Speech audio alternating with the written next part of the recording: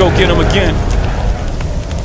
Welcome back to the Robe Zoe channel. I'm your host, Mark, and on the docket today we have an unboxing, first impression video on the brand of Michael Kors. This is a first on my channel. I haven't spoken about a Michael Kors fragrance. This one right here is a tester, as you can see from the generic box. I kept the generic box for a video this time. This one called Sexy Amber. I like my ambers. You're gonna make it sexy? Sure, I'll go with it. Not too sure about the quality of this release. Honestly, the brand of Michael Kors, we know, handbags, things like that. Not too sure about the fragrance lineup. I don't know what kind of quality we're gonna get. Is it just gonna be just a middling designer? Or is it gonna be really nice? Let's see. Before we start unboxing, first and foremost, have you hit subscribe yet? Have you? If not, hit that subscribe button, smash the like button, much appreciated. Much love to the fragrance community. Let's see what we got. Box gone, and you know what? This looks like a Dolce & Gabbana. I don't know which one, but the cap. This looks like a Dolce & Gabbana. I'm trying to remember which one. I think it's in the women's aisle.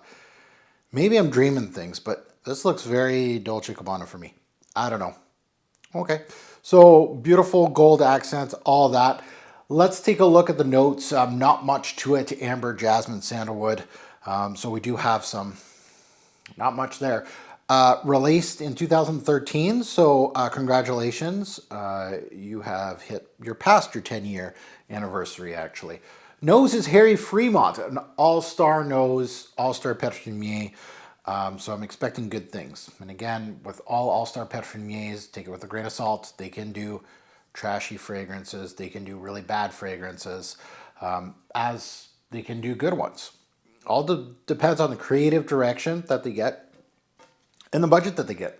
Same thing. They can have a shitty budget, but a really good creative director and kind of give them, just an idea and go with it, and it can come out great. So let's spray my logo on my strip here, and then we'll put it on skin. And not a bad atomizer. So Michael Kors Sexy Amber.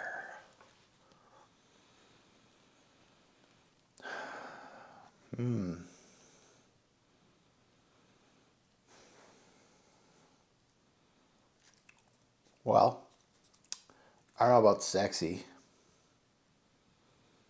or amber, to be quite honest. So I think they list white florals in the note breakdown, but or florals, definitely jasmine heavy, powdery. There's a little bit of a bergamot sparkle up top, maybe aldehydes, soapy, jasmine. Meh, I don't know. I don't know yet.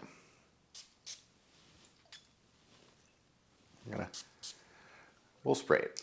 So bottle very classical, and kind of honestly that classic look of the bottle. This fragrance smells very classical. Yeah. It's a classic take on a woman's fragrance. It's it's ahead of the bubblegummy, little girl fragrances, right? We got that in our men's section too, the Invictus with the little trophies and stuff like that. Like little boys stuff. This is above that. It has like a classical, well put together fragrance, but there's no wow to it. It smells kind of cosmetic in a way. Like, I don't want to say like it smells like a hand cream or something like that, but it's in that soapy, aldehydic, powdery, amber. There's sweetness in here, but that could be the jasmine. Vanillic, more balmy than anything, if you know what I mean, like a balmy vanilla. It doesn't have any resins. It doesn't have any syrupy feel. And a lot of these ambers in women's fragrances, at least from what I've been testing recently, have been very thin, very, not thick, And there is some thick ambers in the women's side. You just got to find them. But so sexy amber, I don't know. I feel like more well put together than sexy.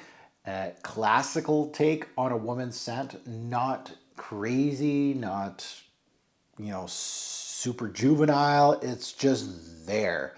A good starter fragrance, I guess. Depending, maybe you're a little older.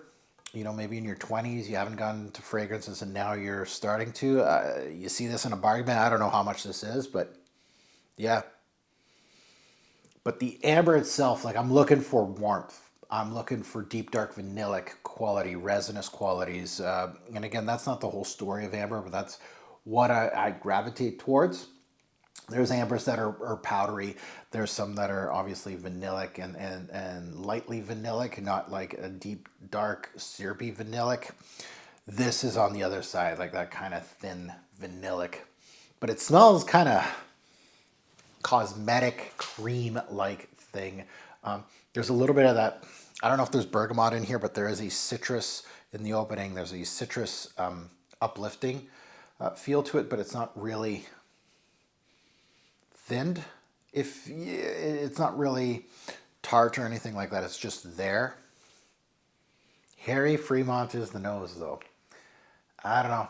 Maybe there'll be more in the back end of this one, but honestly, my initial thoughts on Michael Kors Sexy Amber, not sexy, not ambery enough.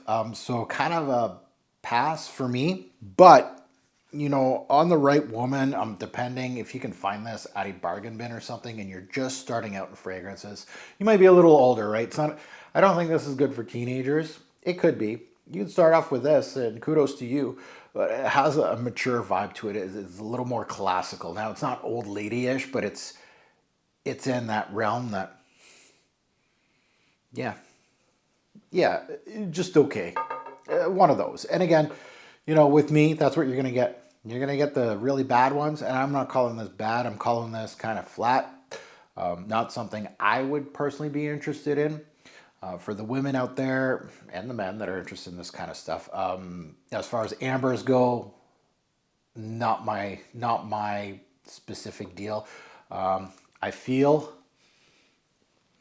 this is jasmine heavy, and I don't know if it's in the note breakdown jasmine, but it definitely is in there. Sandalwood, I'm not getting any creamy woods as of now. It's really white, floral, soapy, powdery, aldehydic, lightly ambery kind of thing. That's it. Now, I got this at fragflex.com. It was a tester. Usually I get used product. It doesn't seem very used to me. But yeah, at fragflex.com, they have this. I kind of want to see how much that was because I got it in a bulk purchase, so I don't know the actual price. Maybe I should have taken a look. But anyway, you can use my code TFG10, get 10% off on any fragrance site-wide, including this one. We'll see how much this one is. I'm going to go back after the video. But now that you heard my take, I'd love to see yours in the comments below. Have you smelled anything from the brand of Michael Kors? This is my first take on it. Not really impressed, honestly. It's not going to make me jump to try out any other Michael Kors fragrances. I don't even know how big the line is from Michael Kors. It'd be interesting to see what they have. You know what? I think I own a men's Michael Kors. I just never did a video on it. Now that I'm trying, I think it's called Michael Kors or Kors for Men or something like that. It's a little square bottle. Anyway, the story of a man that has over 3,000 fragrance bottles. You get lost in the shuffle. So now that you heard my take, again, I'd love to see those comments. Good, bad, ugly. You agree, disagree with me. I'd love to hear that, especially stories behind this. You know, maybe there is a woman out there that is watching this video and goes, you know what, this was my signature scent through my 20s or something like that. I could see that.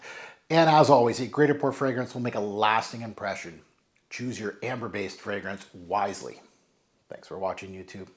Have a good one.